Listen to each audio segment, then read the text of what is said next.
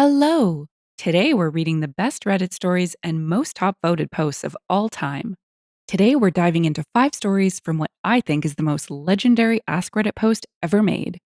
Throwaway time, what's your secret that could literally ruin your life if it came out? Our first story is The Cake is a Lie. I run a cake business. I charge people hundreds for wedding cakes. Every last one is made using Pillsbury cake mix I buy for $1 a box at Walmart. I suck at baking. Every time I've ever tried to make a cake from scratch, it sucked. But baking is like my whole deal. My friends all call me the cake girl. It's like my whole life is a lie. People compliment my cakes all the time, telling me how delicious they are, telling me it's so much better than box mix cake, telling me they could never bake a cake so delicious. Well, guess what? For $1, they too can make a cake just as delicious. Just add oil, eggs, and water. In my defense, I love cake decorating. I make all of the frostings and fondant from scratch. I just hate baking fracking cakes. I base my prices mostly on the decoration of the cakes and not the cake itself, if that makes sense. Still, no one knows about this except my husband. Even my best friends think I fracking slave over the oven mixing and baking these darn cakes. I have been doing this for years. If anyone knew, my business and reputation would be in the toilet for sure. I keep telling myself I have to learn how to make the darn cakes without the box mixes, but I never do it. I feel like such a sham sometimes. Edit. Holy crap, I didn't expect such a response to this. I feel better about it thanks to a lot of these comments. Funny, I started this account as a novelty account and got bored of Googling random cakes to post as comments. Seemed perfect for this confession. Edit 2. Months later, I receive messages almost daily on this account. I am so glad I used a throwaway. I forget to check this account most of the time and rarely see this stuff until weeks later.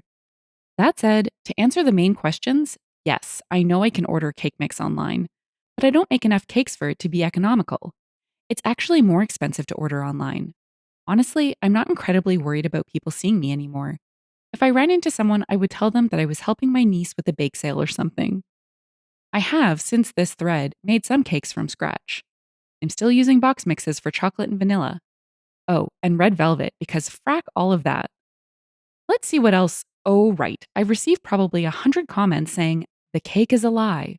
We get it. It's very clever. But no, I'm sorry, you're not the first, second, third, or 20th to say it.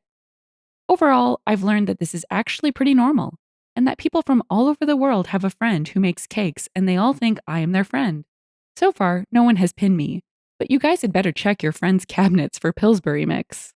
Edit 2015. All right, kiddos, here I am. A friend texted me and said my people need me. Haha. I guess there was a thread that got big and mentioned this thread. Here's your update. I actually no longer make cakes. I got a divorce and moved into a much smaller home. At that point, I had no place to decorate cakes. I was also really burnt out. It's an incredibly hard art, very time consuming, and requires a lot of tools and space. About a year later, I moved in with my now boyfriend. We have a pretty big kitchen. I wanted to sell my equipment and tools and the billion giant cake pans I have, but he convinced me not to. He said I should keep it on the back burner for a while and see if I want to do it again later. He didn't know me when I was a decorator, but he saw the photos and told me it would be a shame if I never did it again. I want to share some photos, but it would be so easy to trace them back to my old cake blog. Maybe I can find 1 or 2 photos that were never posted there. Edit 2018. Once in a while, these Reddit lore posts pop up and someone mentions my confession, and I think to check this account. I'm incredibly tickled to be a part of Reddit lore. I have a sort of hilarious update at this point. About a year and a half ago, I was diagnosed with a wheat intolerance. My intestines decided they no longer wanted to digest wheat anymore. Woohoo! I actually just thought I was dying for a few months. It was really stressful. Anyway, I can't even fracking eat cake anymore. I still have all of my equipment and whatnot. I make a quick cake now and then, but trust me when I say gluten-free cake mixes are better than anything I could make from scratch. Here's a cute little cake I made for my birthday last year. It's not amazing, but it's not bad considering I rarely make cakes anymore. I still receive so many messages on this account. I'm sorry if I don't reply, but I never check this account. I've got everything in that inbox from people trying to guess who I am, to people giving me recipes, to people begging me for cake photos, and one guy who wanted a video of me eating cake. Yikes. Anyhow, I'm getting married again. Ooh, second time is a charm. To a dude I met on Reddit. And our wedding planner asked me to please not try to make my own wedding cake because she has seen it end in stressful disaster so many times. I'm going to take her advice and leave the cake making to someone else. I do know Reddit, and I know some of you will call BS on this update, but that's fine. I literally have no reason to lie, and with all this personal information, someone will probably finally realize who I am for sure. Haha. Update 2019, the never ending editing. I hadn't logged into this account for over a year, but I saw someone mention me in a thread, so I logged in real quick. A zillion messages in the old inbox. Sorry, I don't really have advice on how to start a cake decorating business. I just did my best and was mostly given business by word of mouth. Lots of people messaging to tell me I rip people off. I mean, not really. People frickin' love the cakes, and when it's all said and done, a box of cake mix plus all the stuff it takes to make it into a cake probably cost around the same amount as the raw ingredients. And people love the cakes, so that's whatever. Lots of people asking if I would be mad to find out that my wedding cake was made with box mix. No? Also, I was not charging anyone bakery prices. Anyone giving me a few $100s was paying me to make a massive cake that took me days to assemble and decorate. Also, my wedding was fantastically fabulous. We got a gluten free cake from Milk Bar, and I paid another bakery $400 to make us a beautifully decorated 2-tier cake for the guests to eat. Everything was amazing. Oh, and here's some fuel to fire all of y'all's weird hate. I found this at the grocery store the other day. I'm over here about to ice up some gluten free box mix cupcakes. Oh, goodness, this one has me so torn. I'm not super bothered that she used box mixes if she actually just charged for her time for the decoration part. But I also know that some people are really particular about ingredients, and I don't see how she would have handled those questions honestly, which is not cool. Not to say that we generally have any clue what we're eating. On a separate note, I'm pretty sure I've participated in a few cookie exchanges that were box recipes being presented as top secret family recipes that have been passed down for generations. Let's see what others thought before moving on to the next story. Oh gosh, where to begin asked, how does Walmart not notice you pushing a cart out with hundreds of boxes of a dollar cake mix? In reply, haha, well, I'm a home based business, so I usually, at most, am buying 10 to 20 boxes at a time. I usually line the bottom of the cart with cake mix and then put all my other stuff on top, like 10 bags of powdered sugar. Then I use the self checkout in shame and stack the boxes in my black canvas shopping bags. My worst fear is running into someone I know, or worse yet, whoever the cake is for, while I'm there with all these boxes of cake mix. That's why I act all shady about it. Haha. PD said, it's the tears in the cake mix. The tears make all the difference. Circus Girl said, this is awesome. I also ran a very successful cake biz for years and hardly ever baked my own cakes. Like you, I was really a decorator at heart. I had been doing it for years, and that was my true passion, the fondant work, the frosting. But I hated baking. I tried to bake from scratch, but it never tasted as good as box cake. I even went a step further than you and would visit my local big cost savings type store and get cases of frozen sheet cake. Seriously. People complimented me all the time. Hilarious. I even made my wedding cakes and celebrities' cakes from this stuff. Frozen, pre made sheet cake. It was actually okay stuff. I mean, I made my own icing and fillings, so yes, the cakes did taste fine and they look great. I just hated baking and still do. But I did, on many occasions, get $1 cake mix just like you from our grocery outlet store. I'd always be sneaky too. Scared I'd see a customer. Haha. Still makes me laugh. Only person that knew was also my husband. So funny. Thank you for posting. I just had to respond because your story is so my story. Also, my friends all thought I was slaving away in the kitchen, and I could not count all the times my friends would want to come help me bake or teach them how to bake or give them pointers. I just wanted to be like, buy a box of cake mix and add water and oil. Our second confession is short and may seem grim, but wait for the twist at the end. I killed 7 people. I accidentally killed 7 people. I put a rag into a new water heater exhaust to keep debris out and installed it in a rental. I get a call a week later. There's been an accident. I show up and there's a ton of EMs and police. They ask me where the gas shutoff is, and I go down to shut the gas off and see the end of the rag I forgot sticking out of the top of the heater. Rip the rag out, shut the gas off, and head upstairs only to be told all the tenants were dead. I drink all day now and sleep. It's killing me from the inside every single day. But if I say anything, my family is ruined. We have a bunch of rental properties and we'd be shut down. Wow. The sheer weight of guilt crushing down on this person comes through the text.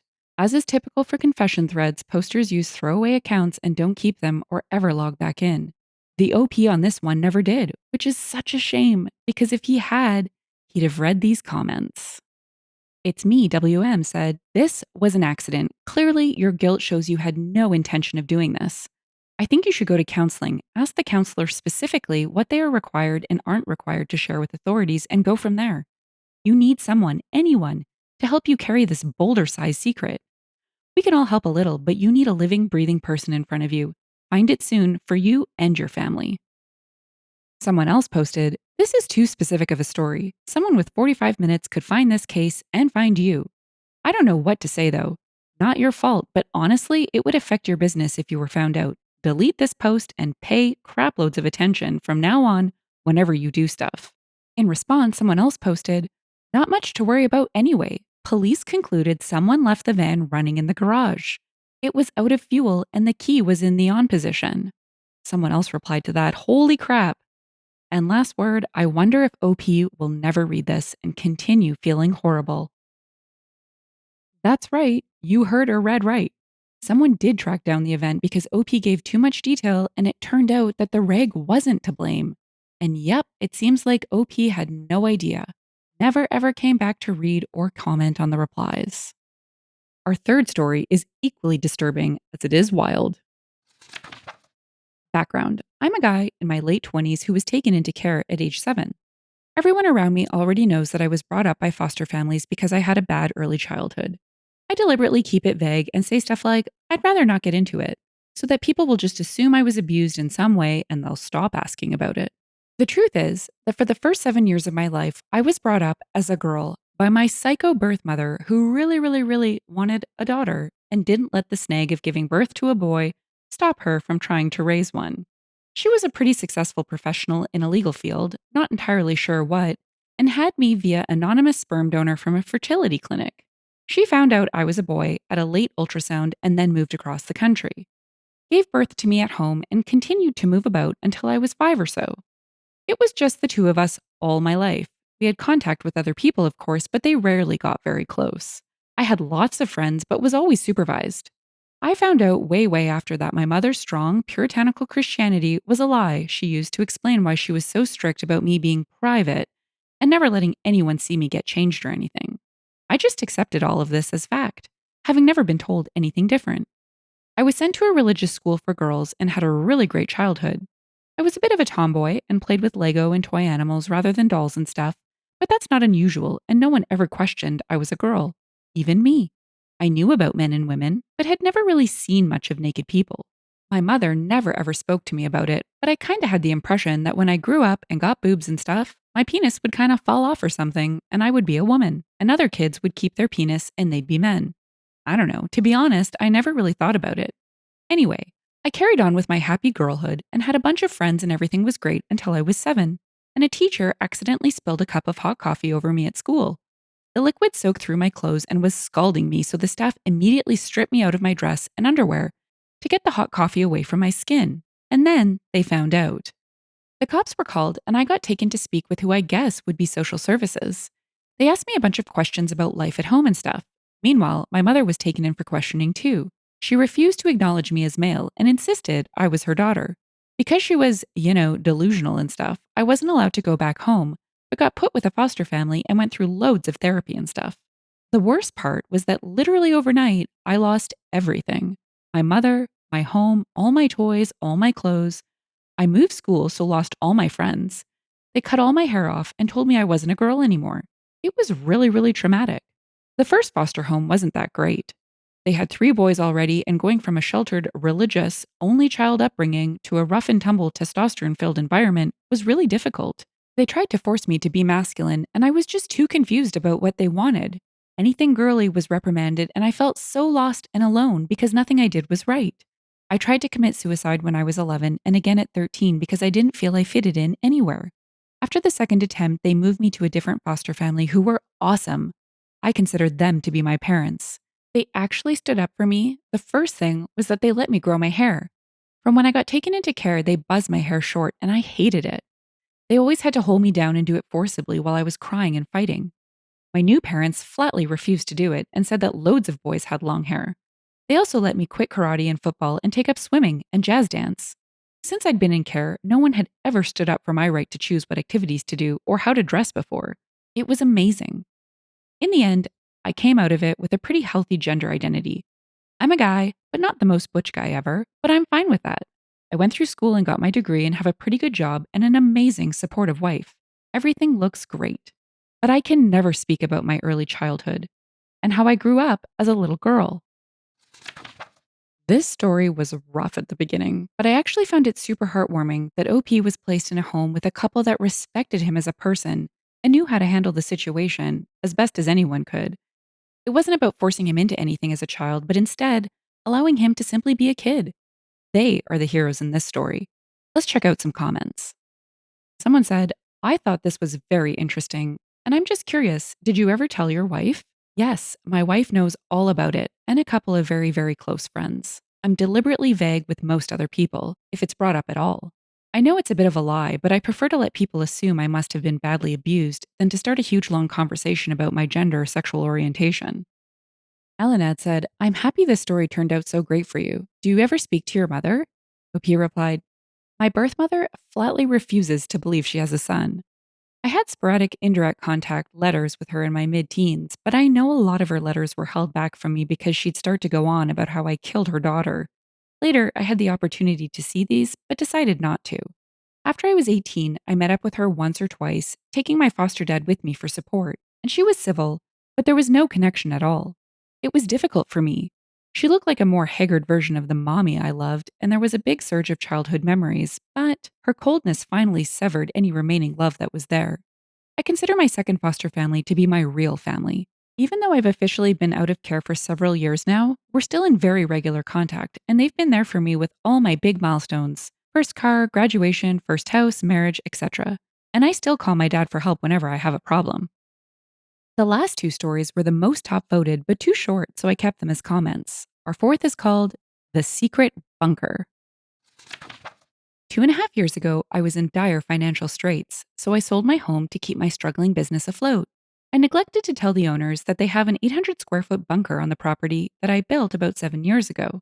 The bunker that I've called home since I sold it. The entrance to it is well hidden, but I still come and go very early, very late in the day. I'm a single man who keeps to himself.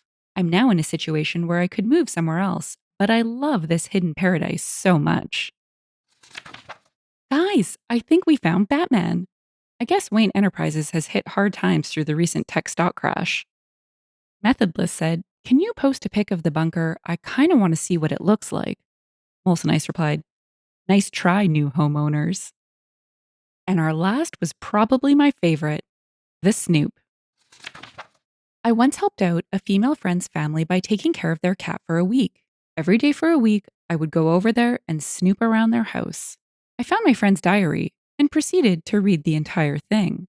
I used this information to get her to like me, and she is currently my wife. A flat miner replied, this is literally the juiciest secret in this thread for some reason. Not totally bland, but not overly obscene. Probably because this is something I could actually picture any person doing if given the chance.